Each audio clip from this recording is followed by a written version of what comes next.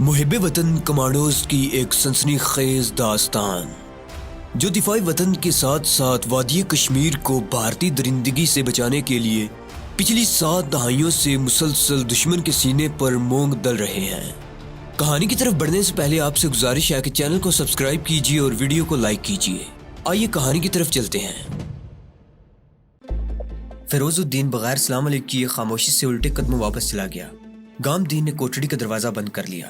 باہر کھیتوں کی طرف سے دن کی روشنی اندر آ رہی تھی۔ گام نے کونے میں رکھے ہوئے کنستر میں سے ایک طے کیا ہوا کاغذ نکال کر اسے کھولا۔ اس پر آڑی ترچی لکیروں سے ایک نقشہ سا بنا ہوا تھا۔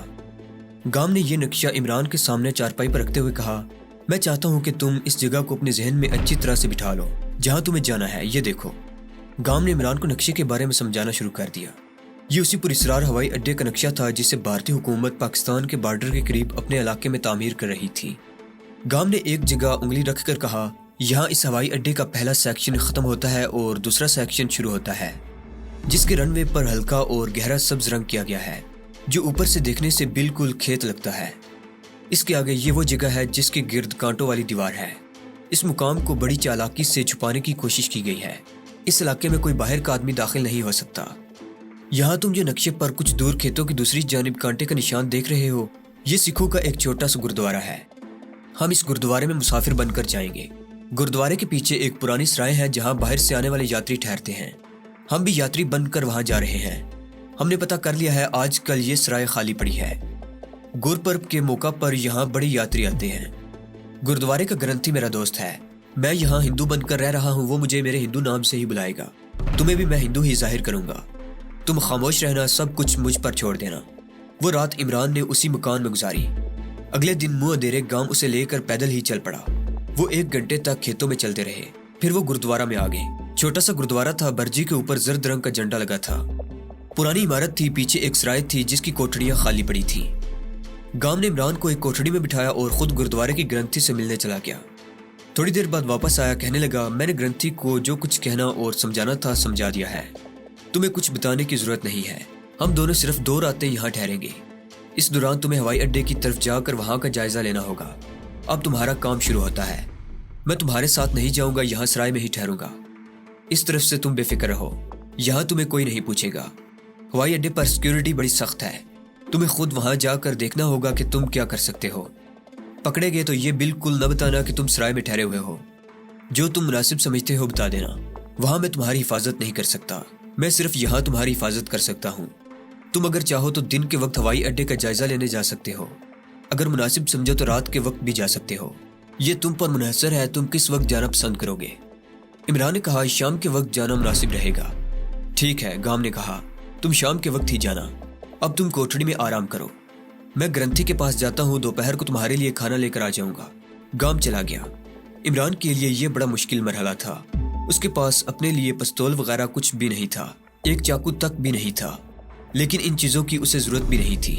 اس نے صرف ہوائی اڈے کے تیسرے پراسرار حصے کا جائزہ لینا تھا اور یہ معلوم کرنے کی کوشش کرنی تھی کہ اس جگہ بھارتی حکومت کس قسم کے پروجیکٹ پر کام شروع کروا رہی ہے۔ سارا دن وہ کوٹڑی میں ہی رہا۔ وہیں اس نے کھانا کھایا اور کچھ دیر آرام کیا۔ جب دن ڈلنے لگا تو اس نے گام سے کہا، اب میں جاتا ہوں، زیادہ اندھیرا ہو گیا تو میں ٹارگٹ کا اچھی طرح سے جائزہ نہ لے سکوں گا۔ یہ کہہ کر عمران خاموشی سے سرائے میں سے نکلا اور جس طرف گام نے اسے بتایا تھا اسی طرف کھیتوں میں چل پڑا۔ وہ اوپر سے ہو کر زیر تعمیر ایئرپورٹ کے تیسرے حصے کے عقب میں نکل آیا۔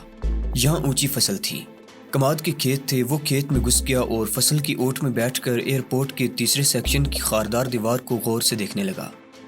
اس طرف کوئی فوجی چلتا پھرتا دکھائی نہیں دے رہا تھا۔ 10-15 منٹ گزر گئی، کوئی گشتی پارٹی بھی اس طرف سے نہ گزری۔ جب عمران کو یقین ہو گیا کہ اس جانب کوئی پہرا وغیرہ نہیں ہے تو وہ فصل میں سے نکل کر آہستہ آہستہ چلتا خاردار دیوار کے قریب آ کر زمین پر بیٹھ گیا۔ کانٹے دار تاروں کی دیوار کی دوسری طرف اسے کچھ نقل و حرکت نظر آئی۔ وہ ایک جھاڑی میں چھپ کر جائزہ لینے لگا۔ اس نے دیکھا کہ خاردار 4 دیواری کے اندر ایک جانب درخت کے نیچے 2 ٹینک کھڑے تھے۔ سامنے کافی کھلی جگہ تھی، تھوڑے تھوڑے فاصلے پر سیمنٹ کے چبوترے بنے ہوئے تھے۔ ان چبوتروں میں سے ہر چبوترے پر 3 سیاہ رنگ کے بہت بڑے میزائل نصب تھے جن کا رخ پاکستان کی سرحد کی جانب تھا۔ ملٹری کی 2 جیپیں ایک طرف سے آ کر دوسری جانب گزر گئیں۔ عمران سمجھ گیا کہ یہ چبوترے میزائلوں کی لانچنگ پیڈ ہیں اور بھارتی آرمی نے یہاں بڑے خطرناک قسم کے تباہ کن میزائل نصب کر رکھے ہیں۔ اسے گڑگڑاہٹ کی آواز سنائی دی۔ وہ جاڑی کی اور پیچھے ہو گیا۔ تھوڑی دیر میں ایک فوجی ہیلی کاپٹر شور مچاتا اس کے اوپر سے گزر گیا۔ یہ ہیلی کاپٹر خاردار چار دیواری کے اندر میزائل کے لانچنگ پیڈ کے قریب آ کر اتر گیا۔ اس میں سے کچھ آدمی اترے اور لانچنگ پیڈ کی دوسری جانب چلے گئے۔ ہیلی کاپٹر کے پر چل رہے تھے۔ دوسرے لمحے ہیلی کاپٹر دوبارہ فضا میں بلند ہوا اور عمران کی طرف چکر لگا رہا تھا۔ عمران جاڑی کے اندر چھپ گیا۔ ہیلی کاپٹر اس کے اوپر سے گزر گیا۔ شام کا ہلکا ہلکا اندھیرا پھیلنا شروع ہو گیا تھا۔ عمران نے جو کچھ دیکھنا تھا دیکھ لیا تھا۔ یہی اس کا مشن تھا۔ اب اسے وہاں سے واپس جانا تھا۔ وہ جاڑی میں ہی رہا۔ جب ذرا اندھیرا گہرا ہوا تو وہ جاڑی میں سے نکل کر کماد کے کھیت میں دائیں جانب ہو گیا۔ وہ فصل کے اندر 10-12 قدم ہی چلا ہوگا کہ اسے دو آدمیوں کی باتیں کرنے اور فصل میں چلنے کی آواز سنائی دی۔ عمران وہیں فصل کے اندر چھپ کر بیٹھ گیا۔ تھوڑی ہی دیر میں اس سے 15-20 فٹ کے فاصلے پر کماد کی فصل میں کماد کی ڈانڈوں کو ادھر ادھر کرتے دو فوجی گزرے۔ ان کے کندھوں پر سٹین گنیں لٹک رہی تھی۔ دونوں سکھ تھے اور باتیں کرتے جا رہے تھے۔ عمران رک کر وہیں بیٹھا رہا۔ جب دونوں فوجی کافی آگے چلے گئے تو عمران آہستہ سے اٹھا اور بڑی احتیاط کے ساتھ فصل کے اندر قدم اٹھاتا کھیت میں سے باہر نکل آیا۔ شام کا اندھیرا زیادہ گہرا ہو گیا تھا، جس کی وجہ سے اسے دور سے دیکھا نہیں جا سکتا تھا۔ وہ دوسرے کھیتوں میں سے ہو کر گزرنے لگا۔ اس کا رخ گردوارے کی سرائے کی جانب تھا۔ وہ سرائے کی کوٹھڑی میں آیا تو گام وہاں پہلے سے موجود تھا۔ اس نے عمران سے پوچھا، کیا تمہیں اپنے مشن میں کچھ کامیابی حاصل ہوئی؟ عمران نے کہا، مجھے جو معلومات چاہیے تھی وہ مجھے مل گئی ہیں۔ اب میں سمجھتا ہوں کہ یہاں میرا کام ختم ہو گیا ہے۔ گام نے کہا، اگر ایسی بات ہے تو پھر ہمیں اسی وقت یہاں سے واپس روانہ ہو جانا چاہیے، کیونکہ بغیر کسی کام کے یہاں رہنا خطرے کو بلانے والی بات ہوگی۔ چنانچہ عمران اسی وقت وہاں سے واپس روانہ ہو گیا۔ 1 گھنٹے کے سفر کے بعد وہ اس کچے مکان میں آ گئے جہاں فیروز الدین ان کا انتظار کر رہا تھا۔ عمران کو فیروز الدین کے حوالے کر کے گام واپس چلا گیا۔ فیروز الدین نے عمران سے پوچھا، کیا تمہیں جو کچھ معلوم کرنا تھا وہ تم نے معلوم کر لیا ہے؟ عمران نے کہا، بالکل معلوم کر لیا ہے۔ اب میں جتنی جلدی ہو سکے اس حساس علاقے میں نکل کر امرتسر جے رام کے پاس پہنچنا چاہتا ہوں تاکہ اپنی کارگزاری کی آگے رپورٹ کر سکوں۔ فیروز الدین بولا، ہمیں اس وقت امرتسر جانے والی کوئی لاری نہیں ملے گی۔ یہ رات ہمیں اسی جگہ کاٹنی پڑے گی۔ وہ رات عمران نے اسی چھوٹے سے مکان میں گزاری اور دوسرے دن منہ اندھیرے 2 گھنٹے کی پیدل مسافت کے بعد آخر وہ جی ٹی روڈ پر آ گئے، جہاں سے وہ امرتسر جانے والی ایک لاری میں سوار ہو گئے۔ امرتسر کے لاری اڈے پر پہنچ کر فیروز الدین نے عمران سے کہا، میں یہاں سے واپس چلا جاؤں گا۔ جے رام کے پاس تم اکیلے ہی اس کے مندر میں جاؤ گے۔ اس کے بعد اگر تمہیں کسی قسم کی کوئی ضرورت پڑے تو جے رام تمہیں مجھ تک پہنچا دے گا۔ اب تم جاؤ۔ فیروز الدین امرتسر کے لاری اڈے پر جدا ہو گیا۔ عمران نے رکشہ لیا اور جے رام کے محلے میں آ کر رکشہ چھوڑ کر پیدل ہی بازار میں سے گزرتا جے رام کے مندر میں آ گیا۔ جے رام اس وقت مندر میں پوجا پاٹ میں مصروف تھا۔ عمران اس کی کوٹھڑی کے باہر بچھی ہوئی چارپائی پر جا کر بیٹھ گیا۔ عمران نے جے رام کو اپنا آپ دکھا دیا تھا، پھر بھی جے رام کو پوجا پاٹ سے فارغ ہوتے ہوئے 1 گھنٹہ لگ گیا۔ 1 گھنٹے بعد وہ رام رام سیتا رام کا پاٹ کرتا ہوا عمران کے پاس چارپائی پر آلتی پالتی مار کر بیٹھ گیا۔ وہ دونوں وہاں اکیلے تھے۔ رام نے عمران سے مشن کے بارے میں پوچھا۔ عمران نے اسے پوری تفصیل بتائی اور کہا، میں اب بمبئی واپس جا کر اس کی فل رپورٹ کرنا چاہتا ہوں۔ جے رام نے پوچھا، تمہارے پاس بمبئی جانے کا کرایہ ہے؟ عمران بولا، میرے پاس کافی پیسے ہیں۔ جے رام نے کہا، تو پھر تم یہاں سے فوراً چل دو۔ اس وقت تمہیں بمبئی جانے والی کوئی گاڑی نہیں ملے گی، لیکن 1 گھنٹے بعد تمہیں امرتسر سے دلی جانے والی گاڑی مل جائے گی۔ دلی سے تم بمبئی جانے والی گاڑی پکڑ لینا۔ عمران نے جے رام کا شکریہ ادا کیا اور اٹھ کھڑا ہوا۔ جانے سے پہلے اس نے روایتی ہندوانہ انداز میں ہاتھ جوڑ کر جے رام کو پرنام کیا اور خاموشی کے ساتھ مندر میں سے باہر آ گیا۔ بازار میں سے ایک رکشہ مل گیا جس نے اسے امرتسر ریلوے اسٹیشن پر پہنچا دیا۔ وہ سیدھا بکنگ ونڈو پر گیا۔ دلی جانے والی گاڑی کے ٹکٹ ملنا شروع ہو گئے تھے۔ عمران نے قطار میں کھڑے ہو کر دلی کا 3rd کلاس کا ایک ٹکٹ خریدا اور خاموشی سے پلیٹ فارم پر آ کر ایک علیحدہ سی بینچ پر بیٹھ گیا۔ پلیٹ فارم پر پولیس کے 2 سپاہی چائے کے سٹال پر کھڑے چائے پی رہے تھے۔ ان میں سے ایک عمران کو دیکھ رہا تھا۔ عمران چپ چاپ بینچ پر بیٹھا رہا۔ بینچ پر اس کے ساتھ 2 اور مسافر بھی تھے۔ ان میں ایک نوجوان سکھ لڑکا تھا اور دوسرا ہندو لالا تھا۔ سکھ نوجوان اس کے ساتھ ہی بیٹھا ہندی اخبار پڑھ رہا تھا۔ عمران بینچ کے کنارے پر بیٹھا تھا اور اس نے اپنا رخ دوسری طرف کر رکھا تھا تاکہ کسی مسافر سے باتیں نہ کرنی پڑیں۔ عمران کی نظریں ٹی سٹال پر کھڑے دونوں سپاہیوں کی طرف لگی تھی۔ دونوں سنتری ویسے تو آپس میں باتیں کرتے ہوئے چائے پینے میں مصروف تھے، لیکن عمران نے محسوس کیا تھا کہ ان میں سے ایک سنتری وقفے سے اس کی بینچ کی طرف تاڑی لگا کر دیکھ لیتا تھا۔ جس بینچ پر عمران ایک سکھ نوجوان اور ہندو لالے کے ساتھ بیٹھا تھا، عمران کو یقین ہو گیا کہ وہ پولیس کی نگاہوں میں آ گیا ہے۔ وہ وہاں سے اٹھ کر کسی دوسری جگہ جانے کی سوچ ہی رہا تھا کہ دونوں سنتری چائے کی کپ رکھ کر سیدھے عمران والے بینچ کی طرف چل پڑے۔ عمران نے فوراً سوچ لیا کہ اسے پولیس کی پوچھ گچھ کے جواب میں کیا کہنا ہوگا۔ اس نے اپنا ہندوانہ نام بھی سوچ لیا۔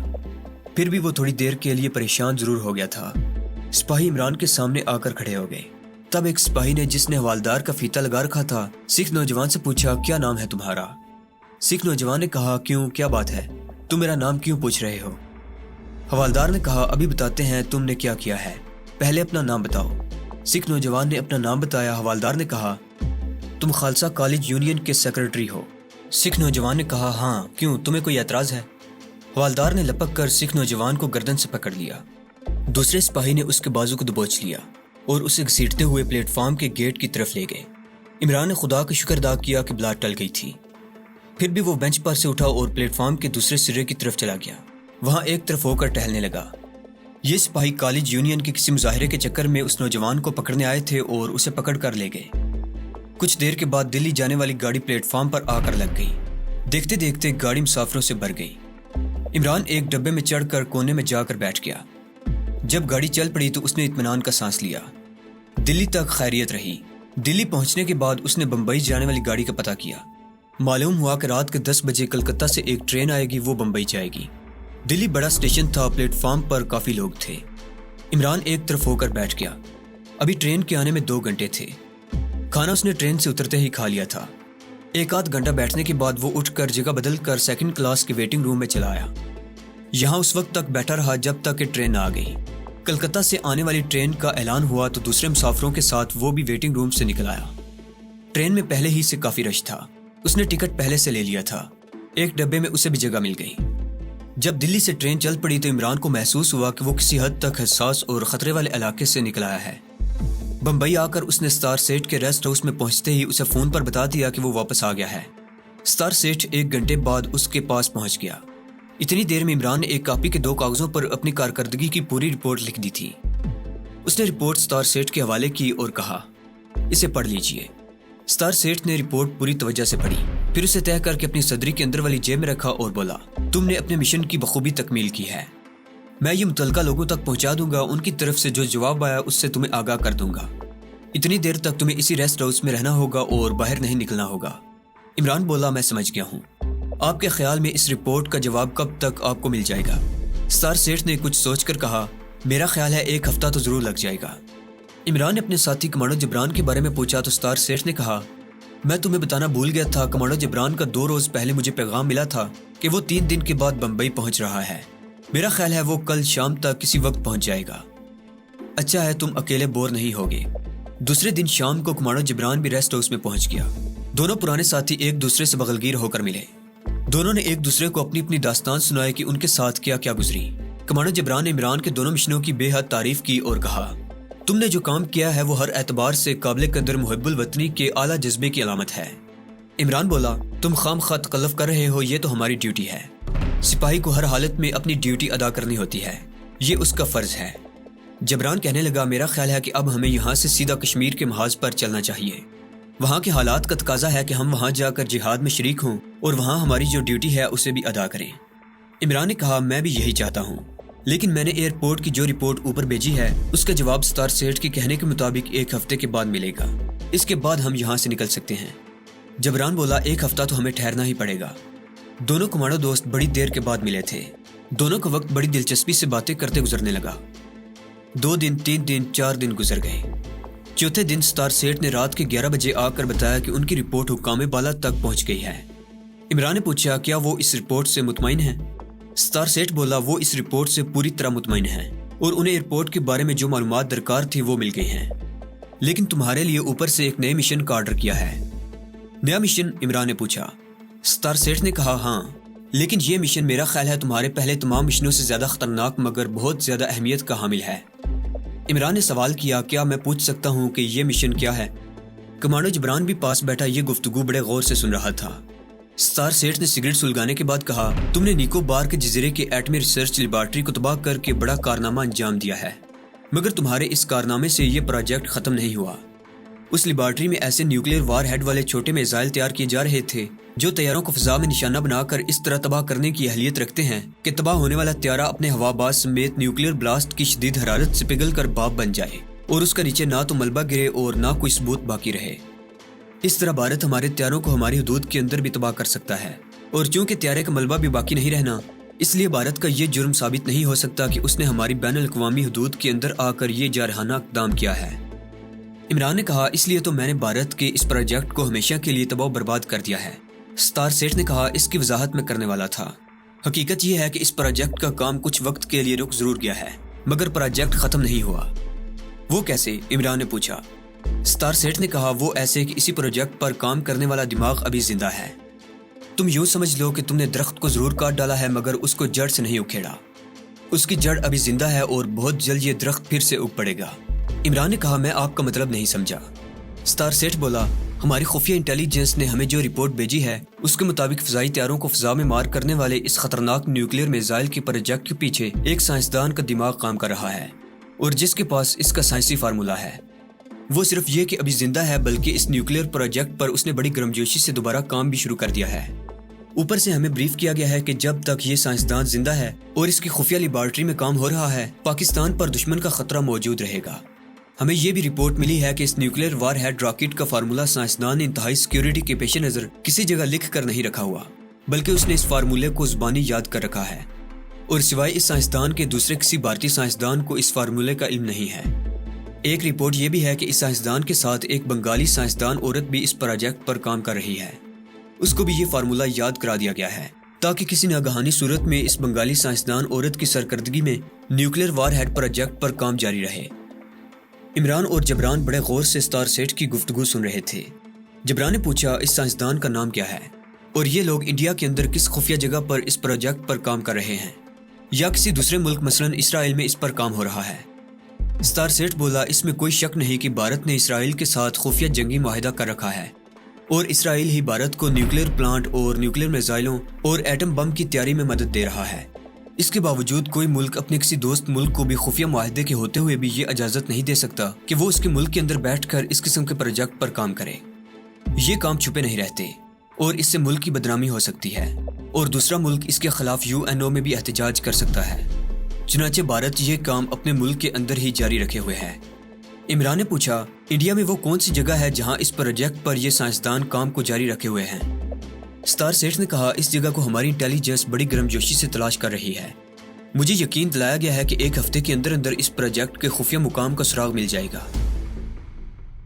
तो दोस्तों, ये थी हमारी आज की एपिसोड।